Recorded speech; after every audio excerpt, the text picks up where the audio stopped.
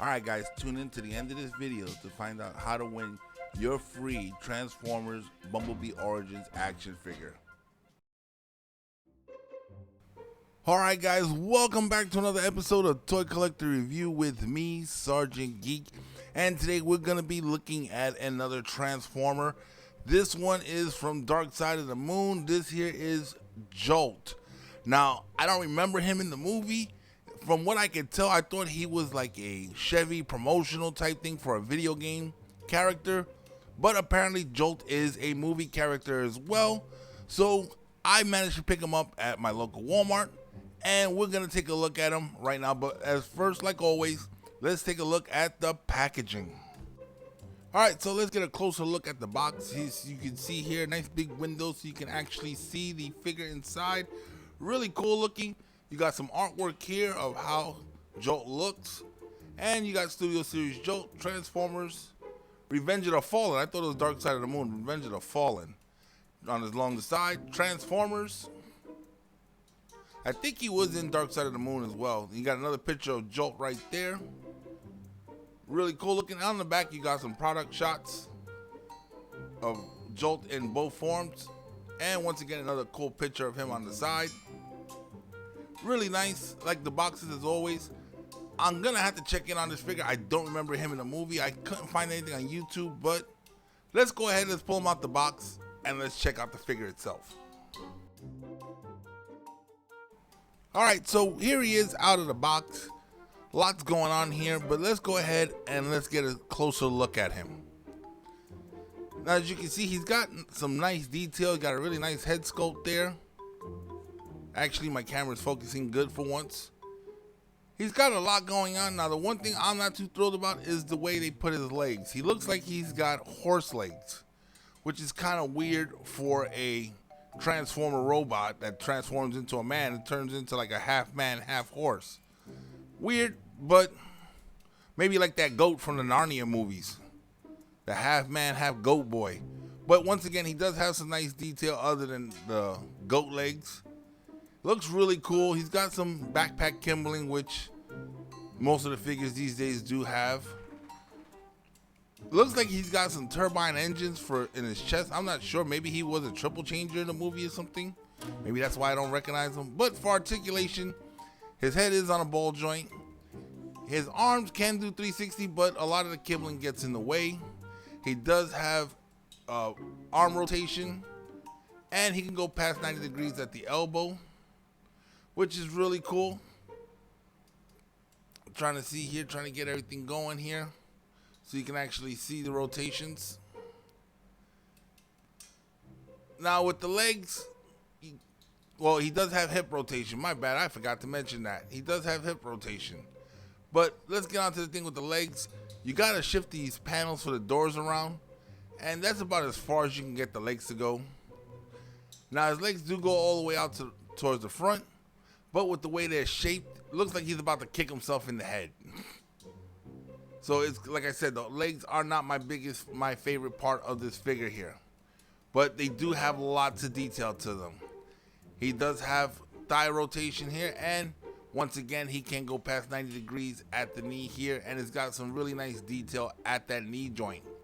Really cool looking. Now, as you can see for the legs, once again, lots of detail. He does have quite a bit of articulation in the foot as well.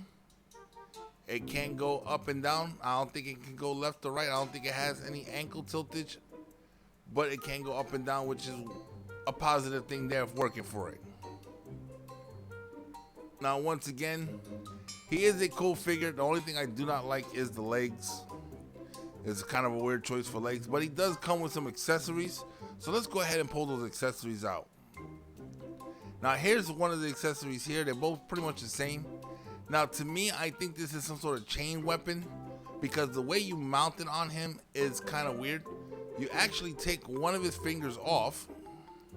Let's see if I can get it off. There we go.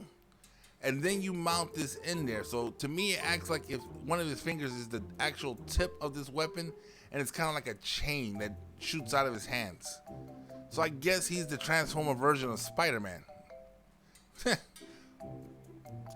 Still a weird weapon, but It could be cool if it was actually a flexible chain instead of this stiff plastic type chain, looking like a javelin instead of like spears on a chain. If it would have made it a little bit flexible, that would have been a lot cooler, but it is what it is. You can actually mount these on the side of his vehicle mode when he's in his alt mode. Now, there it is. Now, he is hard to stand sometimes because of the way you got the tires on the bottom of the feet. Let me see if I can get him to stand right. He is an odd looking one at certain times, but let's see if we can stop.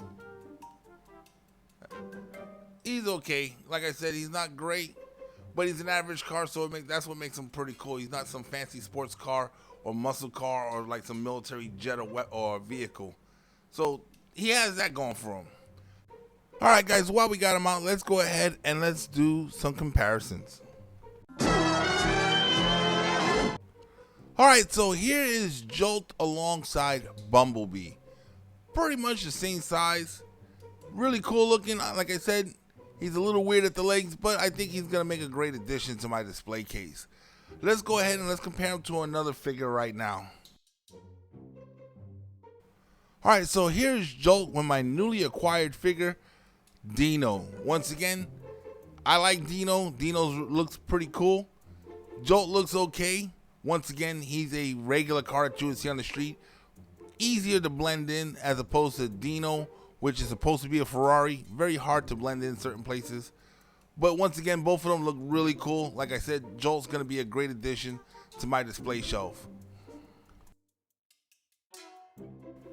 All right, so here's all three of them together.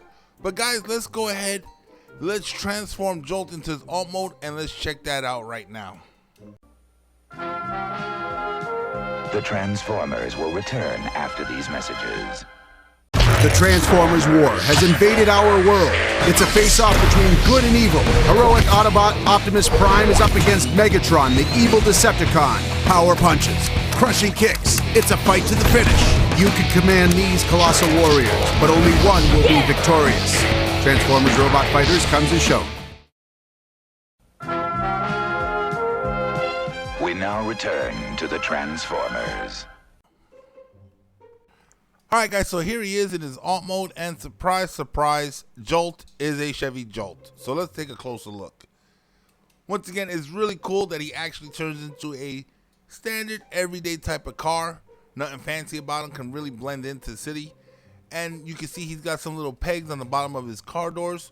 We're going to get into that in a minute. I do like the alt mode, looks really nice and clean. The bottom, it's okay. Hides it pretty well. Top is pretty nicely done. It is a good alt mode, like the rims on the wheels. Really cool. Now let's take those accessories and let's show you what you can do with them in his alt mode. Now the peg holes there, you can see you got a peg on the side of these of his weapons, so you can peg them on the side there. Let's get the other one. Put it on this side here. And as per the instructions, you can put them on there like this. So that's something you can do with the weapons. I'm never going to display it like this because it looks kind of weird.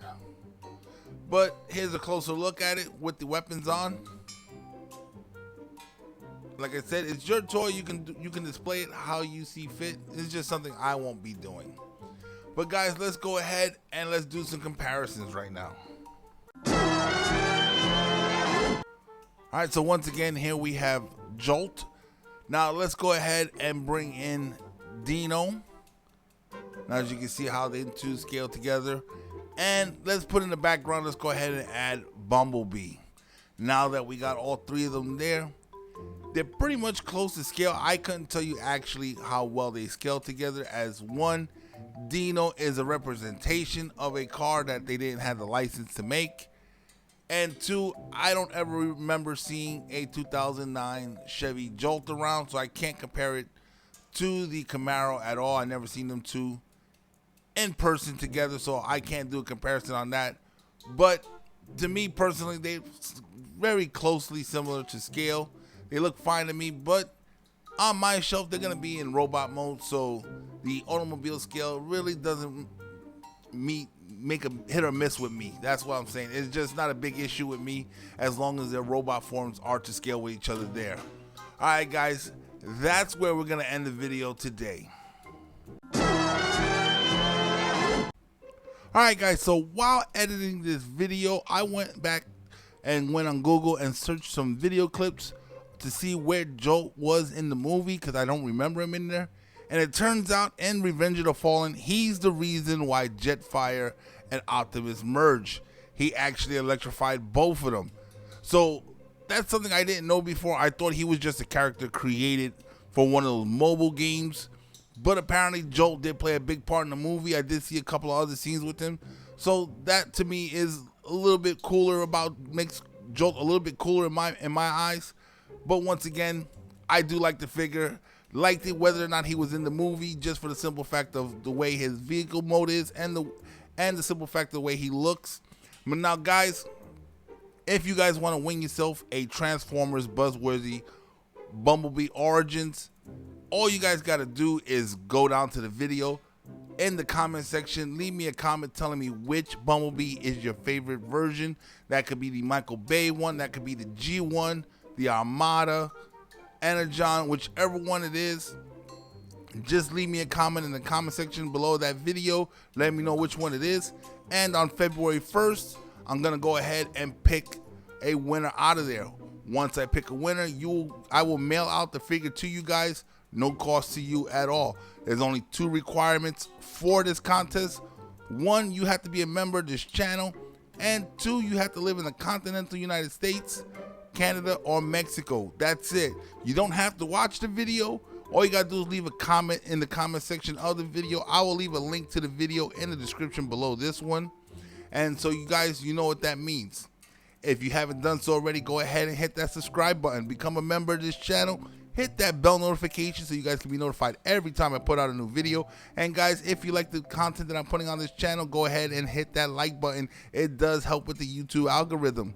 And guys, if there's anything in particular you want to see on this channel, go ahead and leave me a comment in the comment section below, and I will do my best to try to get that video out to you guys. And guys, for you guys who are watching this on Rumble, go ahead and smash that Rumble button. Once again, I'm Sergeant Geek, and I'm signing off.